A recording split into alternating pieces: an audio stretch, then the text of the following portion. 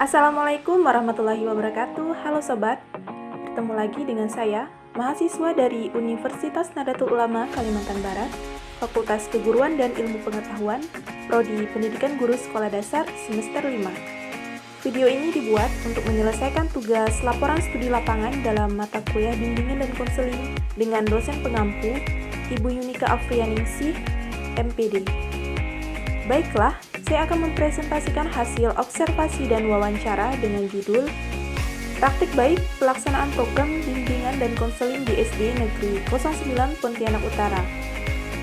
Adapun narasumber kegiatan observasi dan wawancara bernama Ibu Analia Nesa, SPD, Guru Wali Kelas 6B yang dilaksanakan pada hari Kamis tanggal 5 Januari 2023. Topik bahasan yang akan dibahas terdiri dari 1. Jenis-jenis masalah siswa di sekolah dasar. 2. Faktor penyebab permasalahan pada siswa. 3. Jenis layanan bimbingan dan konseling di SD. 4. Hambatan dalam pelaksanaan bimbingan dan konseling di SD. Dan yang terakhir, kelima, upaya mengatasi pelaksanaan bimbingan dan konseling di SD. Jenis-jenis masalah siswa di sekolah dasar. Jenis masalah yang dialami siswa kelas 6B di SD Negeri 09 Pontianak Utara diantaranya ada masalah akademik, kecepatan belajar mengenai kecerdasan atau pengetahuan siswa yang berbeda, terdapat murid yang tidak dapat mengerti materi yang dipaparkan oleh guru, sehingga perlu bimbingan dari seorang guru dalam proses pembelajaran. Nah, yang kedua ada masalah keluarga. Yang termasuk masalah keluarga di sini adalah kurangnya komunikasi antar anggota keluarga, seperti kurangnya kepedulian antar sesama, terutama orang tua dikarenakan kesibukan orang tua masing-masing. Masalah moral, di mana masalah moral yang terjadi ditandai oleh ketidakmampuan siswa dalam membedakan mana yang benar dan mana yang salah. Misalnya, siswa menjahili atau bahkan sampai memukul temannya. Faktor penyebab permasalahan pada siswa. Faktor penyebab dari permasalahan siswa di kelas 6B SD Negeri 09 Pontianak Utara itu adalah faktor dari keluarga, di mana antara kedua orang tua anak tidak kompak dalam mendidik anak serta kurangnya motivasi dari orang tua. Jenis layanan bimbingan dan konseling di SD. Pelaksanaan layanan bimbingan dan konseling di SD Negeri 09 Pontianak Utara itu belum terprogram dengan baik, di mana dalam pelaksanaan bimbingan dan konseling guru kelas dibantu oleh seorang guru yang bernama Ibu Regina SPD. Dia mengajar Katolik dan sekaligus merangkap sebagai guru BK.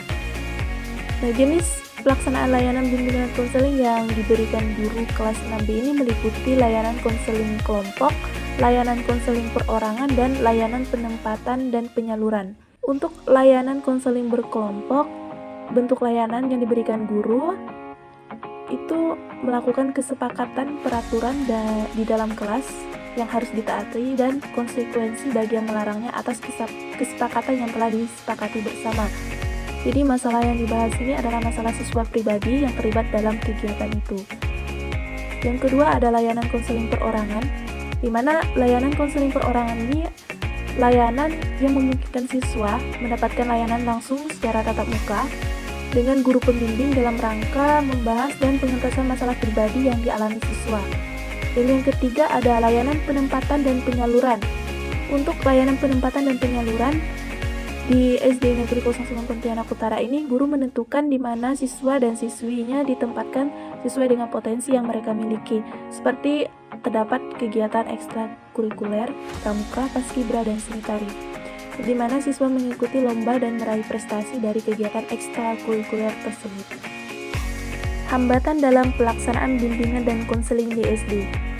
Dalam pelayanan bimbingan dan konseling di SD Negeri 09 Pontianak Utara memiliki beberapa hambatan. Yang pertama, ketiadaan konselor atau tidak adanya tenaga profesional BK di SD. Yang kedua, kurangnya kemampuan waktu dan fasilitas dalam program bimbingan dan konseling di SD. Yang ketiga, belum tersedianya model pengembangan program yang mudah dan praktis untuk membantu guru kelas dalam mengembangkan sendiri program bimbingan dan konseling di SD. Dan yang keempat, ketiadaan sarana implementasi pelayanan bimbingan konseling klasikal yang memuat materi-materi bimbingan secara lengkap. Upaya mengatasi pelaksanaan bimbingan dan konseling di SD. Upaya yang dilakukan guru kelas dalam mengatasi pelaksanaan bimbingan dan konseling di SD itu meliputi beberapa. Yang pertama, guru mengamati tingkah laku siswa. Yang kedua, mengenal siswa yang memerlukan bantuan khusus. Dan yang ketiga, mengadakan komunikasi dengan orang tua siswa untuk memperoleh keterangan dalam pendidikan anak. Dan yang keempat, bekerja sama dengan masyarakat dan lembaga yang terkait untuk membantu memecahkan masalah siswa.